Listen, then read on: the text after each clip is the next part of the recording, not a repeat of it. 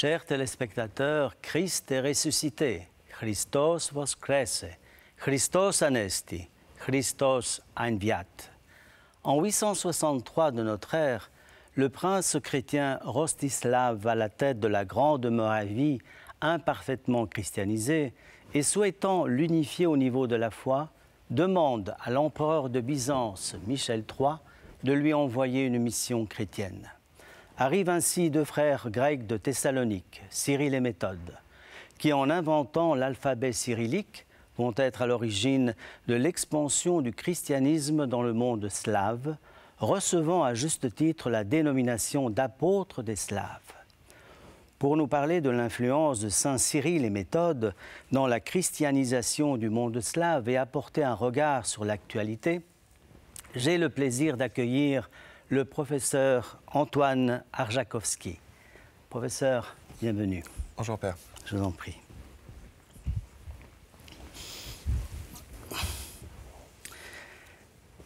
Professeur, vous êtes docteur en histoire, directeur de recherche du Collège des Bernardins à Paris et fondateur de l'Institut d'études œcuméniques de Lviv en Ukraine, et également auteur d'un livre « Qu'est-ce que l'orthodoxie ?»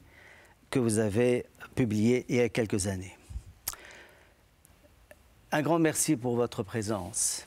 À l'époque où démarre l'action de saint Cyril et Méthode, quelle est la situation dans le monde chrétien? Est-ce que vous pourriez décrire un peu ce qui se passe à ce moment-là? C'est une situation de tension, parce que le monde chrétien, d'abord, a été victime de l'islam, puisque les sièges de Jérusalem, d'Alexandrie ont été pris, Antioche aussi, et finalement les deux pôles structurants de l'empire romain byzantin, c'est Rome et Constantinople.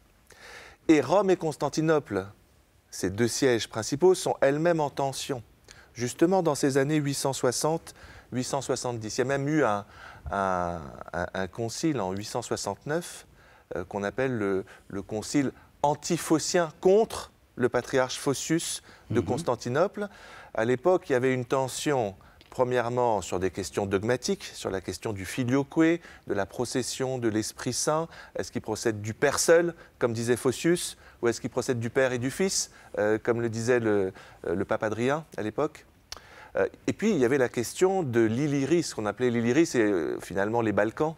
Il y avait effectivement cet appel du prince Rostislav pour que des missionnaires byzantins viennent apporter la bonne nouvelle de l'Évangile, mais il y avait déjà un clergé franc, envoyé finalement par Charlemagne, par l'Empire carolingien, qui était là depuis un moment. Et donc c'était aussi une source de tension entre Rome et Constantinople. Et donc Cyril et Méthode vont se retrouver dans cette situation et vont apparaître comme les apôtres des Slaves, effectivement, grâce à leur mission qui a apporté de la clarification, de la pacification et de l'unification. C'est ça le grand message que je retiens des saints Cyril et Méthode, c'est qu'ils ont su résoudre ce fameux concile de 869. Alors, ça a coûté la vie à Cyril.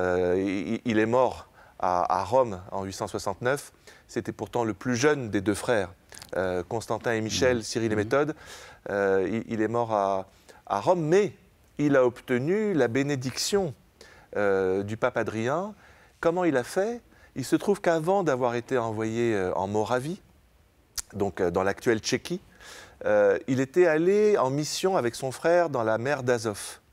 Et là, ils étaient passés par la Crimée, et en Crimée, ils avaient trouvé les reliques d'un des premiers papes de Rome, qui avait été envoyé comme en relégation, si je puis dire. Enfin, il avait été puni, il avait été martyrisé. En exil. En exil. Et Cyril et Méthode ont trouvé ces reliques, et la légende, mais il y a toujours une part de vérité dans les légendes, raconte que c'était des reliques miraculeuses. Et donc il les a ramenées à Rome, et ça a bouleversé le pape Adrien, et du coup, les recevant, il a compris que c'était des frères en Christ, et qu'il fallait passer outre les tensions et accepter qu'il y ait cette mission de Cyril et Méthode en Moravie, et plus tard dans les Balkans jusqu'en Bulgarie. Et à partir de ce moment-là, ils ont vraiment agi et au nom du patriarche de Constantinople et au nom du pape de Rome. Et ils ont pu résoudre tous les problèmes donc, que j'ai mentionnés. Ils ont résolu la question du filioque en disant finalement c'est pas ça qui doit nous diviser. Maxime le Confesseur disait que l'Esprit Saint procède du Père, certes, mais par le Fils. Et donc ça c'était une formule qui était acceptable de part et d'autre. Ils ont résolu un autre problème que leur disaient à l'époque les clercs de l'Empire carolingien, à savoir qu'il y avait que le latin comme langue sacrée, ok, à côté du grec et de l'hébreu, mais eux disaient, mais on ne va pas pouvoir, simplement avec ces trois langues, évangéliser les Slaves. Il faut accepter l'alphabet, la langue slave. Et donc, ils ont inventé l'alphabet glagolitique dit cyrillique. Donc ça, c'était une hérésie, en fait, de penser qu'il y avait une ou trois langues sacrées. Non, chaque langue a sa part dans le royaume. Donc ça, c'est eux qui l'ont su le montrer.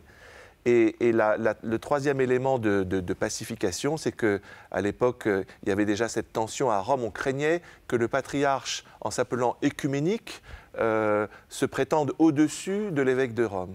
Et eux ont su montrer leur fidélité et vis-à-vis de Rome et vis-à-vis de Constantinople et dire que c'était possible, tout en reconnaissant la primauté de Rome, d'être en parfaite fidélité avec le patriarche Photius, qui ensuite a été réhabilité par l'empereur.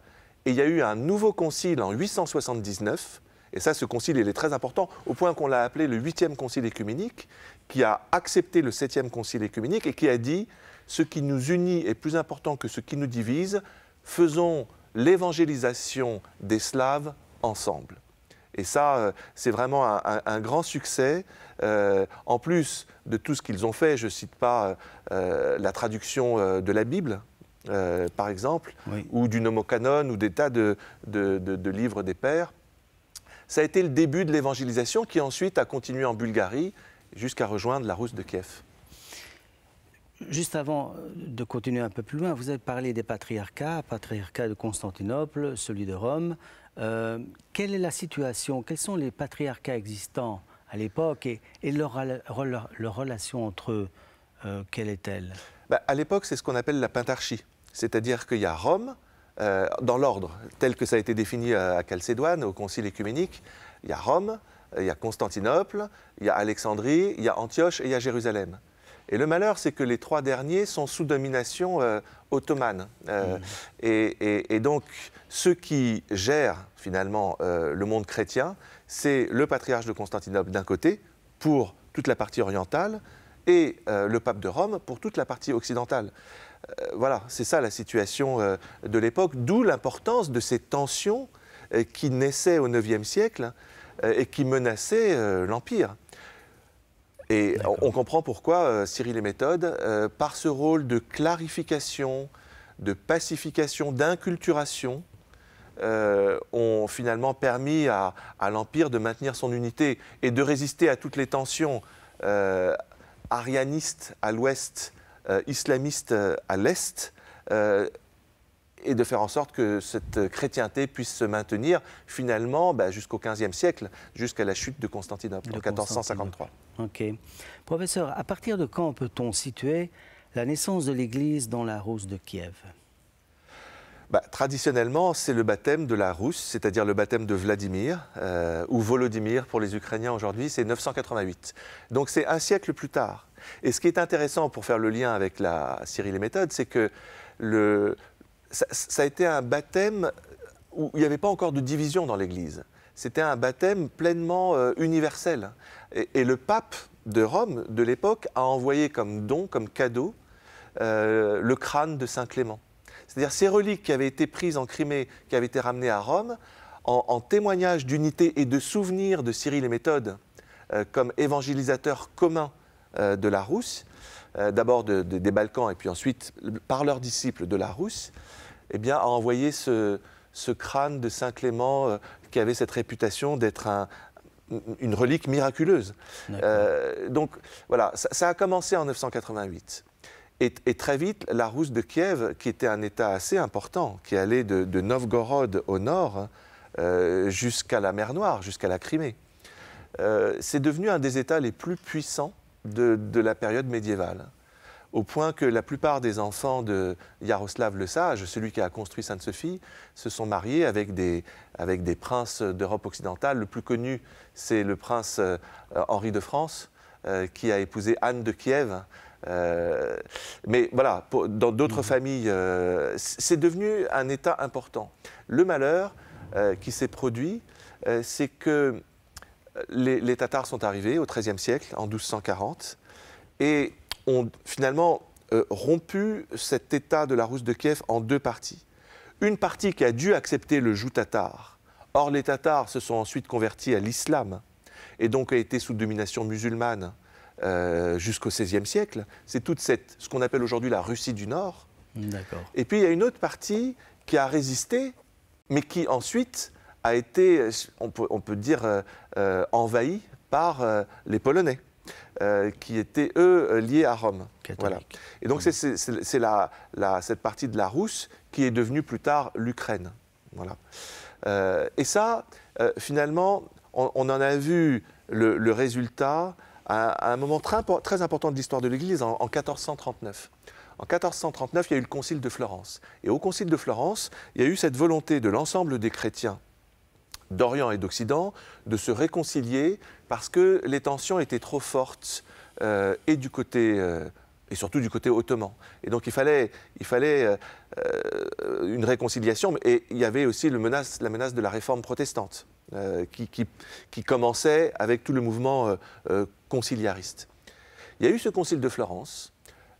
Beaucoup d'évêques du monde byzantin, du monde latin, mais aussi du monde slave, Isidore, qui représentait l'église de Kiev, et s'est rendu au Concile de Florence. Et il y a eu ce traité d'unité, qui est le principal, on peut dire, puisque c'est la première fois qu'à un concile, il y avait et le pape, et le patriarche de Constantinople, et l'empereur.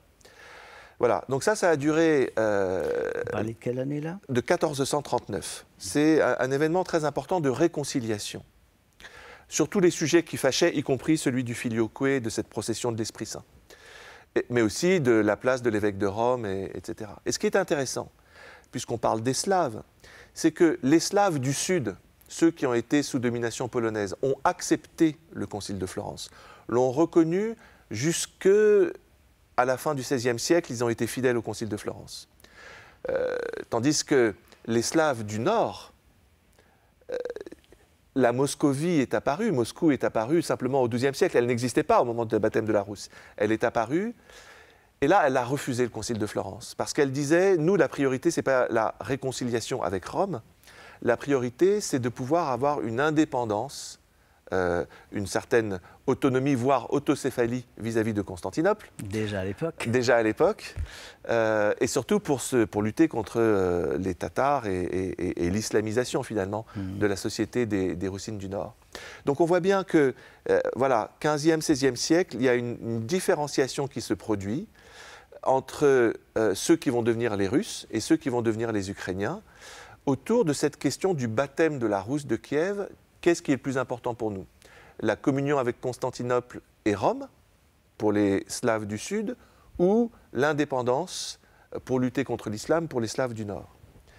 Et ça va encore s'amplifier, cette séparation, si je puis dire, avec la chute de Constantinople en 1453. Des moscovites commencent à dire au tsar, si la première Rome a chuté, donc au 5e siècle, si la deuxième Rome, Byzance on l'appelait la deuxième Rome, a chuté au XVe siècle, en 1453, alors c'est nous, Moscou, qui représentons la troisième Rome. Et donc il y a eu cette idéologie messianique, on pourrait dire, qui est apparue et qui a fait que petit à petit, Moscou a voulu établir un empereur, un tsar qui se disait l'héritier unique du Saint-Empire, de l'Empire byzantin. Et face à cela, au contraire, des Slaves du Sud qui voulaient maintenir leur communion avec Constantinople. Ça s'est produit, ça a duré jusqu'à la fin du XVIe siècle. Et puis en 1596, il fallait choisir son camp. Et sur les 8 évêques de la Rousse de Kiev, il y en a 6 qui ont dit, s'il faut choisir, puisqu'il y avait la réforme à l'époque en Europe, nous choisissons Rome. Et donc il y a 6 évêques qui se sont rattachés à Rome, c'est ceux qu'on appelle les uniates ou les gréco-catholiques. Et il y a 2 évêques qui sont restés fidèles à Constantinople, qui ont eu un tas de difficultés, mais ce qui est important de retenir dans cette histoire, c'est que parmi ces Slaves du Sud, à partir du XVIIe siècle, il y a une hiérarchie qui se reconstitue, une hiérarchie orthodoxe, qui ne dépend ni de Moscou ni de Rome, mais de Jérusalem et ensuite de Constantinople. Et là, à partir du XVIIe siècle, donc 1654, l'Empire russe descend sur Kiev, prend Kiev, et c'est le traité de Péréyaslav de 1654, met la pression sur Constantinople en disant c'est à nous maintenant de nommer le métropolite de Kiev. Et ça a été accepté en 1688 par le patriarcat de Constantinople à une condition. On n'a pas le choix. Il y a une situation conflictuelle, notamment entre les Ottomans et l'Empire russe. Nous acceptons que le métropolite de Moscou, à qui on a accepté de donner un siècle plus tôt une reconnaissance d'autonomie, voire d'autocéphalie, en 1588, nous acceptons qu'il nomme le métropolite de Kiev, puisque maintenant Kiev fait partie de l'Empire russe, mais à condition qu'il continue à nommer le patriarche de Constantinople comme le premier dans les diptyques, dans la hiérarchie de l'Église orthodoxe. Ça a été accepté. Et finalement, ça a duré jusqu'en 1917. Et puis en 1917, il y a eu la Révolution, et pendant la Révolution, on a organisé un concile, le fameux concile de l'Église russe de Moscou en 1917. Et à ce moment-là, il y a eu une volonté d'autonomie de la part des Slaves de Kiev, des Slaves du Sud, qui a été refusée par Moscou. Là-dessus, les bolcheviks ont pris le pouvoir, ont persécuté les chrétiens orthodoxes, et 3/4 des évêques soit sont morts, soit ont été envoyés au goulag, et le reste est parti en émigration. Et donc ça a été une période de grande persécution. Et je vais très très vite, mais pour arriver à 1992.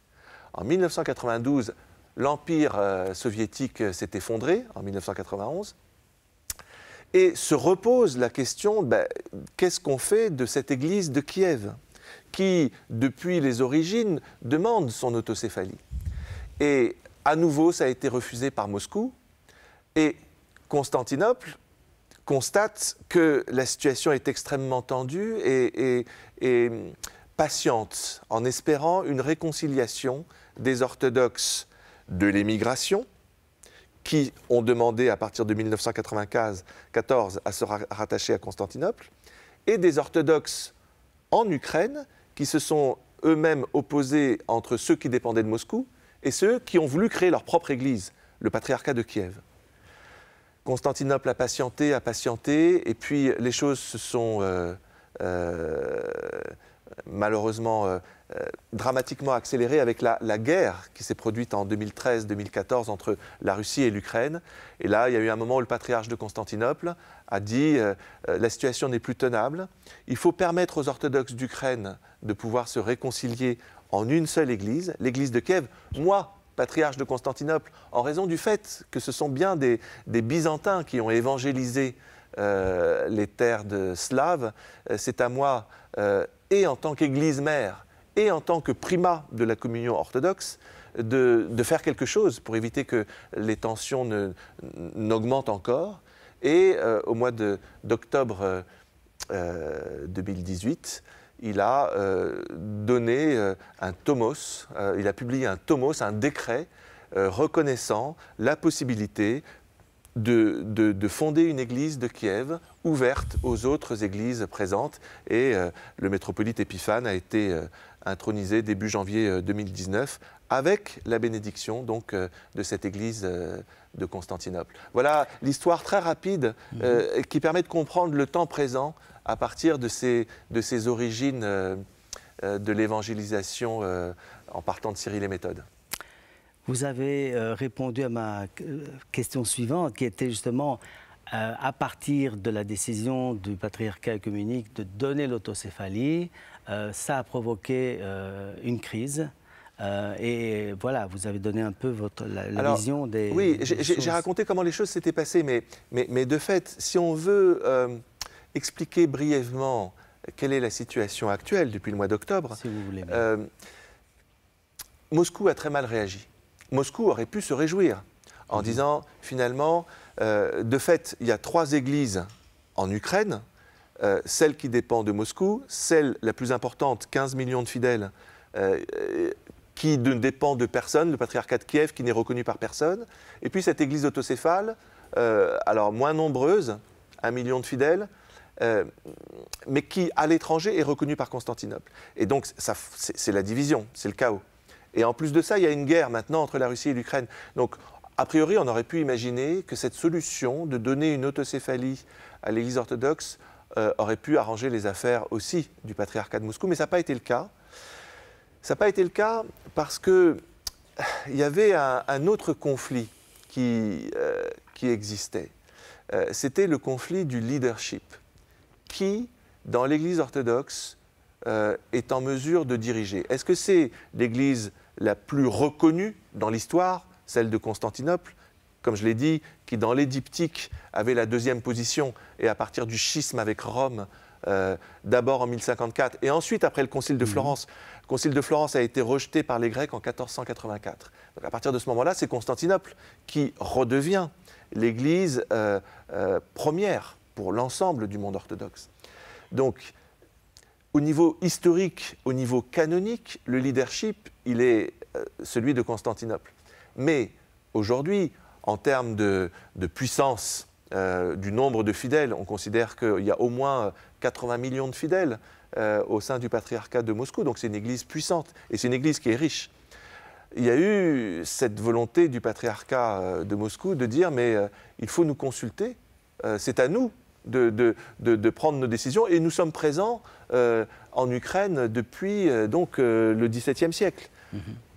Et c'est la raison pour laquelle le patriarche de Moscou, Cyril, a pris la décision de rompre la communion, dans un premier temps avec les clercs et finalement avec l'ensemble des fidèles. Et donc aujourd'hui, nous sommes dans une situation de schisme où Moscou et Constantinople ne peuvent non seulement plus prier ensemble, mais ne peuvent plus participer à des assemblées communes. Et ça, c'est la tragédie qu'il faut essayer aujourd'hui de résoudre, parce que c'est un contre-témoignage de l'orthodoxie. Sur le plan de la foi, les orthodoxes sont unis. Ils croient dans le fait que le Christ est vrai Dieu et vrai homme, ils croient dans la Trinité, ils ont la même liturgie, ils ont la même tradition, ils ont les mêmes saints. Mais voilà, sur le plan de l'organisation, il y a ce conflit. Lorsqu'il y a eu le concile de Colimbari en 2016, le concile panorthodoxe qu'on attendait depuis très longtemps, le patriarche de Moscou, à la dernière minute, pratiquement 15 jours avant le début, a fait marche arrière, a refusé de venir, entraînant avec lui 3 autres églises. Professeur, je vous interromps. On vit une crise, ça c'est une réalité. Est-ce que dans l'histoire de l'Église, c'est la première crise que nous vivons?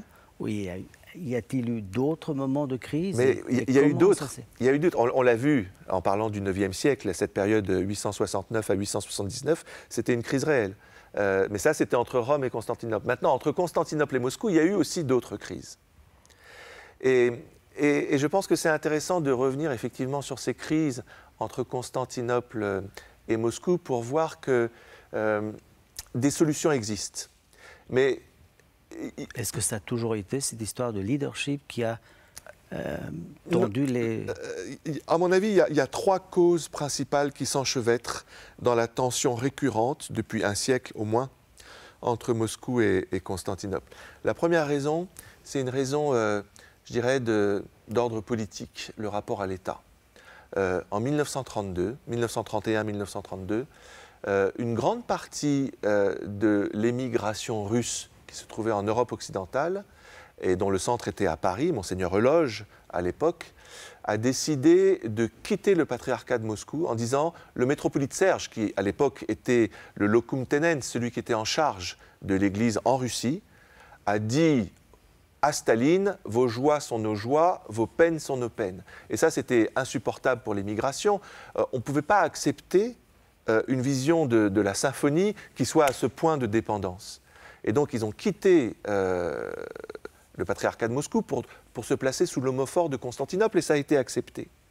Et donc ça veut dire que là, il y avait déjà deux conceptions du rapport à l'État, mais c'est greffé à un problème supplémentaire, si je puis dire, c'est que Constantinople a accepté en disant sur les terres des barbares, on peut l'accepter que ce soit Constantinople qui gère l'organisation de la diaspora. Or, Paris n'était pas une terre barbare. Paris était le lieu de l'Église catholique. Et donc se pose le problème du rapport, finalement, entre non seulement Moscou et Constantinople, mais aussi du rapport de l'Église orthodoxe présente en diaspora, non seulement avec Moscou et avec Constantinople, mais aussi avec Rome. Donc là, il y a un premier problème qu'il faut régler et qui n'est toujours pas résolu. Deuxième problème, c'est 1970, la reconnaissance de l'Église orthodoxe en Amérique par Moscou. Alors que Constantinople a toujours considéré que justement, hors des territoires de l'Église mère, des églises mères, c'est à Constantinople de gérer l'organisation de la vie de l'Église et d'accorder ou pas l'autocéphalie. Ça a provoqué un conflit Moscou-Constantinople, rupture de communion. Et comme on a réussi à résoudre ce problème, en 1976, on a relancé le travail préconciliaire en mettant l'autocéphalie et comment on accorde l'autocéphalie à l'ordre du jour du concile panorthodoxe.